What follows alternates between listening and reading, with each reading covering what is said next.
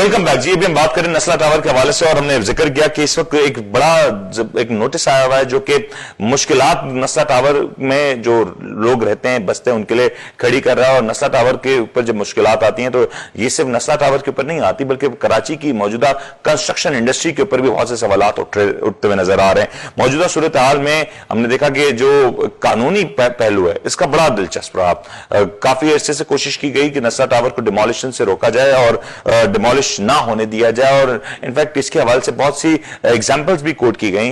और लेकिन ये जो तमाम तर मामला है इसके बावजूद supreme court of Pakistan, honourable supreme court of Pakistan ने ये जो दरख्वास्त थी उसको खारिज कर दिया। इसी के ऊपर बात करने के लिए हमारे साथ इस वक्त टेलीफोन लाइन पे जनाब बैरिस्टर जुनैद साहब मौजूद हैं। इनसे जरा जानेंगे कि इस पूरे मामले का जो कानूनी पहलू है वो क्या है। जुनैद साहब अस्सलाम वालेकुम। जी वालेकुम सलाम। जी मुनीर साहब। जुनैद साहब, आपको याद होगा कि हमने नस्ला टावर के ऊपर पहले भी एक एक्सक्लूसिव प्रोग्राम किया था और आज एक और बड़ी डेवलपमेंट हुई, आम डेवलपमेंट, जो नोटिस आ रहा है असिस्टेंट कमिश्नर की जानिब से। ये अगेन एक स्टेप फॉरवर्ड है नस्ला टावर के हवाले से। जरा पहले बताएं कि सुप्रीम कोर्ट में जो पिछली हियरिंग हुई थी उसमें नस्ला टावर का क्या मामला रहा, क्योंकि कुछ शक्कू शुबात हैं, कुछ अवाम है लोगों को, उसको अगर क्लियर कर सकें हम पहले। देखें, जो लास्ट ऑर्डर पास किया था, जो जस्टिस इजाजुल एहसन साहब ने उसको राइट डाउन किया, जो 22 सितंबर 2021 को पास किया गया, उसमें रिव्यू पिटिशन थी जो इवेंचुअली रिव्यू पिटिशन फाइल की गई थी बिल्डर्स की तरफ से और बहुत सारे उसमें मामला को कोर्ट के सामने रखा गया जो ऑलरेडी लोगों के दिमाग में थे, वो लीज से रिलेटेड थे या उसके अप्रूवल से रिलेटेड थे। वो सारे मामला को रिव्यू में लाया गया। मुनीर मलिक साहब ने वो आर्गूमेंट रीड किए थे। वो आर्गुमेंट काफी डिटेल में होने के बाद इवेंचुअली कोर्ट ने रिव्यू पिटिशन डिसमिस कर दी। अब रिव्यू का स्कोप बड़ा लिमिटेड होता है। Review is not like an appeal. Review में होता है कि अगर कोई error on the face of record नजर आ रहा है, फ्लोट कर रहा है, तो उसको देख के हम ऑर्डर चेंज कर, ठीक है। तो जो ऑर्डर नस्ला टावर का था वो तो आज से 4-5-6 महीने पहले का दिया हुआ था, ठीक है, और ये रिव्यू पिटिशन भी डिसमिस होगी। अब जब रिव्यू पिटिशन डिसमिस होगी, रिव्यू की अपील तो होती ही है, रिव्यू खुद इटसेल्फ अपील होती है। तो अब ये जो नोटिस निकाला है ये निकाला तो जा सकता है बिल्कुल, और क्योंकि ऑर्डर इन फील्ड है उसकी इम्प्लीमेंटेशन तो करानी है और उसमें कमिश्नर को भी ऑलरेडी नोटिस किया हुआ था और एक हियरिंग में वो मेरे पास अभी है मौजूद, जिसमें उन्होंने कहा था कि आप ये बिल्डिंग को भी खाली कराएं। तो अब ये चीजें हो रही हैं, जिसको जो है वो वही है कि ऑर्डर अपनी जगह मौजूद है जिसकी वजह से चीजें हो रही है। रिव्यू पिटिशन अगर एक्सेप्ट हो जाती तो हम इसमें अच्छा जुनैद साहब, do we see any way out के नस्ला टावर की डिमोलिशन को रोका जा सके या इसकी इवैक्यूएशन को इस वक्त रोका जा सके? देखिए, इसमें एक चीज जो है वो क्लियर है, वो ये है कि ये ऑर्डर जो है तो सुप्रीम कोर्ट ने ऑर्डर दिया उस बिना पे कि कोई लॉ मौजूद नहीं था। लेट सपो वो जो एक्स्ट्रा लैंड है उस पर कोई लॉ मौजूद नहीं था, कोई लीज आपके पास नहीं थी। अगर पार्लियामेंट कोई लॉ निकाल ले, आज पार्लियामेंट कोई लॉ निकाल दे और वो चीज पार्लियामेंट प्रोटेक्शन दे दे तो बिल्कुल इसका मामला किया जा सकता है। जैसे 341 स्क्वायर यार्ड की बात है ना, 380 स्क्वायर यार्ड की कोर्ट भी मानता है कि वो इनको लीगल दिया गया। 341 जो है उस पर सारा डिस्प्यूट है। 341 पे अगर पार्लियामेंट अपना लॉ निकाल देती है, फेडरल गवर्नमेंट या प्रोविंशियल गवर्नमेंट को इस पर रेलेवेंट, इवन प्रोविंशियल गवर्नमेंट, तो वो लॉ तो इन फील्ड अगर वो आ जाता है। बट जुनैद साहब, ये जो लॉ अगर बनाया भी जाता है तो पहले तो लॉ बनाने में आपको पता है कि बड़े सारे मामला होते हैं, पेचीदगियां बहुत सारी हैं, और अगर लॉ बना भी दिया जाता है किसी भी तौर पे, इसको एक तश्कील भी दे दिया जाता है, तो क्या ये इसकी इंप्लीमेंटेशन नस्ला टावर वाले केस पे हो सकती है? क्योंकि ये तो ऑलरेडी मैटर डिसाइड हो चुका, सुप्रीम कोर्ट इसके ऊपर अपना वर्डिक्ट दे चुका। सर, मैं इसका यूं जवाब देता हूं कि जब एनआरओ आया था, एनआरओ में बहुत सारी कन्विक्शन जो है कोर्टों में हो चुकी थी। कोई भी जजमेंट आ जाए, सुप्रीम कोर्ट की जजमेंट एक लॉ की इंटरप्रिटेशन ही करती है ना, या लॉ नया उसकी इंटरप्रिटेशन से एक नया लॉ बनाती है। लेकिन कानून अगर पार्लियामेंट एक लॉ आज बना दे, कोई भी बना दे, पार्लियामेंट, फेडरल, प्रोविंशियल पार्लियामेंट या प्रोविंशियल गवर्नमेंट, प्रोविंशियल असेंबली या फेडरल लेवल पे फेडरल जो हमारी सेनेट और नेशनल असेंबली से पास हो जाए, वो लॉ हमेशा जो है सुपरसीड करता है अंटिल अनलेस वो अल्ट्रा वायलेंस हो।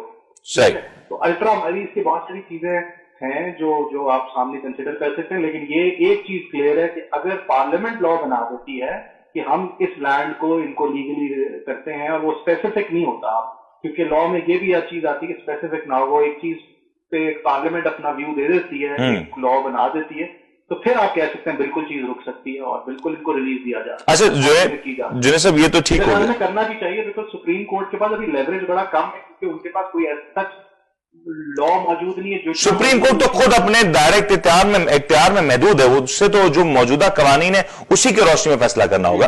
बिल्कुल, आई थिंक पार्लियामेंट का बहुत बड़ा रोल है, क्योंकि मैंने ये भी एक आपके शो में जब आपने बुलाया था उस वक्त मैंने कहा था फेडरल गवर्नमेंट या प्रोविंशियल गवर्नमेंट को कॉम्पनसेट करना चाहिए। अगर वो कॉम्पनसेट नहीं करे तो कम से कम लेजिस्लेट ही कर दें किसी एरिया पे, अपने इस एरिया से लेजिस्लेट कर देते हैं तो फिर बिल्कुल गुंजाइश निकाली जा सकती है और निकलेगी गुंजाइश। और अगर कंपनसेट किया जा रहा है तो किस हद तक हो सकता है, किस हद तक नहीं हो सकता है, बिल्डर का क्या किरदार है, इसके ऊपर बात होनी चाहिए। लेकिन जुनैद साहब, हमारे यहाँ जब भी अदालती फैसलों की बात होती है तो कहा जाता है कि अगर कोई फैसला आ जाता है तो वो आने वाले अगले फैसलों के लिए बेंचमार्क बन जाता है। नस्ला टावर का ही केस हुआ और नस्ला टावर में जिस तरीके से सुप्रीम कोर्ट का वर्डिक्ट है, बहुत क्लियर वर्डिक्ट है, नस्ला टावर डिमोलिश हो जाता है। तो कराची में हम सब जानते हैं कि गैर कानूनी तजावुजात, तामीरात का एक हुजूम है, एक जुमा बाजार लगा हुआ है, और इसके बाद बहुत से लोगों के ये मामला भी होंगे कि वो अदालतों में जाएंगे, अदालतों का रुख करेंगे, पिटिशंस दायर की जाएंगी। तो डू यू सी के आने वाले दिनों में जो बिल्डर्स कवानीन की और जवाबत की जो पूरी तरीके से पासदारी नहीं कर रहे, उनके लिए मुश्किलात बढ़ती हुई नजर आ रही हैं इस फैसले की रोशनी में? बिल्कुल, उनके लिए मुश्किलात बढ़ती हुई नजर आ रही हैं। इवन जो इन्वेस्टर है या जो एक नॉर्मल आदमी जो लेना चाह रहा है, अपार्टमेंट लेना चाह रहा है, बिल्डिंग लेना चाह रहा है, उसके लिए भी प्रॉब्लम बन गया कि उसको ये नहीं पता कि यार कौन सी जमीन ठीक है, कौन सी जमीन गलत है, ना किसी के पास रिसोर्सेज है। और ये नस्ला टावर उसकी एक किस्म की एक एग्जाम्पल बन रहा है। इसमें आई थिंक पार्लियामेंट को चाहिए अपना रोल प्ले करे, ये चीजों को, जो चीजें हो गई हैं इस तरह उसमें गुंजाइश निकाली जाए कि ये इन्वेस्टर का और जो बिल्डर्स है उनका भी कॉन्फिडेंस इतना शेक ना हो। बिकॉज अभी नस्ला टावर के अलावा बाकी शायरा सर्कल पे 23 ऐसी बिल्डिंग है, 23 जो मुनीर साहब ने अपने सबमिशन में कोर्ट के सामने भी बोला था कि 23 बिल्डिंग इस तरह जो इस तरह जिन्होंने सर्विस लेन के बाकी इसी तरह के मामला आते तो उनका क्या होगा। लेकिन कुछ एरियाज जो थे हमारे कॉन्स्टिट्यूशनल रेवेन्यू, सर ये तो वही बात हुई कि हम तो डूबे हैं सनम, तुम्हें भी ले डूबेंगे। तो और आप ये देखें कि बहरिया टाउन के केस में उन्होंने रेगुलराइज किया, सुप्रीम कोर्ट ने खुद कॉन्स्टिट्यूशनल एवेन्यू 1 वाली बिल्डिंग को जो सुप्रीम कोर्ट से नजर आती है उसको उन्होंने रेगुलराइज किया। इसको चले रेगुलराइज नहीं कर रहे क्योंकि हमारे पास कोई कानून वो मौजूद नहीं है, लेकिन हमें चाहिए कि पार्लियामेंट को एटलीस्ट हम बावर कराएंगे, पार्लियामेंट इसमें अपना रोल प्ले करे। सारा सुप्रीम कोर्ट पे हमने बर्डन डाल दिया, अगर उन्होंने हमारी नहीं इसमें गुंजाइश निकाली तो पार्लियामेंट आज भी लॉ निकाल सकती है और बहुत चीजें इसमें पार्लियामेंट रिलीज दे सकती है। तो हम सिर्फ एक ही चीज को देख रहे हैं कि सुप्रीम कोर्ट का ऑर्डर हो गया, रिव्यू डिसमिस हो गया, बट आज भी पार्लियामेंट है कि लॉ निकालता है जो अगर अल्ट्रा वायलेंस नहीं है तो हमारे कॉन्स्टिट्यूशन के प्रिंसिपल से बैठता है तो वो इनको रिलीफ दे सकता है। तो हमें आई थिंक अब चाहिए कि पार्लियामेंटेरियंस वो भी अपना रोल इसमें प्ले करें, हम सारे करा। अच्छा जुनैद साहब, फाइनल कमेंट दे दें। ये 15 दिन का नोटिस दिया गया है और आपको पता है कि हमारे यहाँ ताकत का इस्तेमाल असर रसूख हर लेवल पे होता है। अगर किसी भी तौर पे सुप्रीम कोर्ट का जो वर्डिक्ट है उसकी इंप्लीमेंटेशन नहीं हो पाती, टाइमली नहीं हो पाती, तो कौन अकाउंटेबल होगा इस पूरे सिनेरियो में?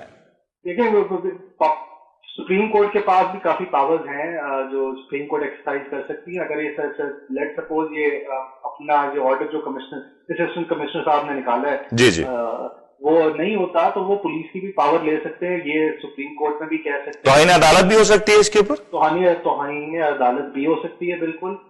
लेकिन ये आई थिंक ये इतना मुश्किल नहीं होगा सुप्रीम कोर्ट के लिए ये इसको अगर इम्प्लीमेंट करा। और अगर किसी ने ना कराया तो सुप्रीम कोर्ट उसकी रिप्लेस करके किसी और से ऑर्डर इंप्लीमेंट करा सकती है, if I am not wrong. बिल्कुल, सुप्रीम कोर्ट के पास ये भी इख्तियार है कि वो जो है अगर चाहे तो फौज को भी तलब कर सकती है, जिसकी नौबत नहीं आएगी इस तरह की सिचुएशन में। नहीं तो मैं ये कहना चाह रहा हूँ कि पावर्स मौजूद है, सुप्रीम कोर्ट के पास पावर्स मौजूद है, बिल्कुल मौजूद है उनके पास, वो किसी भी लॉ एनफोर्समेंट करा सकती है। ये तो एक बिल्डिंग है जिसमें आई थिंक कोई इतना रेजिस्टेंस एक लिमिट तक की होगी, लेकिन मेरा सिर्फ ये है कि इसमें पार्लियामेंट को चाहिए कि अब कोई ऐसी गुंजाइश निकाले कि लोगों को इसमें तरीके से इंसाफ मिले और इनको कॉम्पनसेट पहले किया जाए और फिर निकाला जाए। ये एग्जैक्टली यही हमारा पॉइंट है। और जो लॉटीज हैं उनको कंपनसेशन अगर मिल जाता है तो I think it would be a win win situation for most of us, because अगर वहां बिल्कुल मुनीर साहब बिल्कुल ठीक कह रहे हैं। और एक और चीज कि सुप्रीम कोर्ट का ऑर्डर भी इस पे थोड़ा सा क्लियर नहीं है, तो ये बात की जा सकती है कि they should be first compensated, पहले उन्हें कॉम्पनसेट करें फिर आप बिल्कुल निकालें और डिमोलिश कर दें। अगर उन्हें आप कॉम्पनसेट नहीं करेंगे और डिमोलिश कर देंगे तो बड़ा प्रॉब्लम हो जाएगा। इसलिए ये चीजें ली जा सकती है, सुप्रीम कोर्ट में सामने बताई भी जा सकती है, ऑर्डर हमने क्लियर कर दें कि ये पहले इनको कॉम्पनसेट करें फिर। And who is the prime responsible person जो इसकी कंपनसेशन करेगा और किस हद तक इसकी कंपनसेशन किन वैल्यूज के ऊपर करनी चाहिए, ये बड़ा इंपॉर्टेंट होगा। हो सकता है कि आगे चल के इसके ऊपर किसी किस्म की कोई क्लैरिटी आ जाए। जुनैद साहब, आपने वक्त दिया, आपके वक्त का बहुत बहुत शुक्रिया। और यहाँ पे मौजूदा सूरत हाल को अगर समाप्त करें तो मौजूदा सूरत हाल में जो नस्ला टावर का केस है वो बहुत अहम होता हुआ नजर आ रहा है, क्योंकि नस्ला टावर की अगर बात करें तो नस्ला टावर महज एक सिंबॉलिक होगा। अगर नस्ला टावर में जो कुछ होता हुआ बज़ाहिर नजर आ रहा है, जिस तरीके से हुकूमती मशीनरी अब एक्टिव नजर आ रही है, जिस तरीके से अदालती फैसले नजर आ रहे हैं, जिस तरीके से मौजूदा सिनेरियो बनता हुआ नजर आ रहा है, जिस तरीके से मेहताब साहब ने फरमाया, जुनैद साहब ने फरमाया, तो ये तमाम तर चीजें पाकिस्तान में आने वाले कल के लिए एक बड़ी बेंचमार्क के तौर पर साबित हो सकती हैं। पाकिस्तान में बिलखुसूस कराची में जहां पे इस वक्त कंस्ट्रक्शन इंडस्ट्री को एक बहुत बड़ा सोर्स ऑफ इनकम है, बहुत से लोगों का रोजगार से वाबस्ता है। कुछ लोग इसमें मैल प्रैक्टिस भी करते हैं, अपनी हदूद का नाजायज फायदा भी उठाते हैं, अपने ताकत असर रसूख का नाजायज फायदा उठाते हैं। तो ये तमाम तर मामलात आने वाले दिनों में चल के बहुत इंपॉर्टेंट मोड़ ले सकते हैं। आने वाले दिनों में पाकिस्तान में जो कंस्ट्रक्शन इंडस्ट्री है उसके लिए ये बड़ा चैलेंज खड़ा कर दिया जाएगा कि अगर यहां मौजूदा सूरत हाल रही और इसी तरीके से डेवलप रही तो मुश्किलात मजीद बढ़ेंगी। एक वक्फा लेते हैं, वक्फे के बाद हाजिर होते हैं।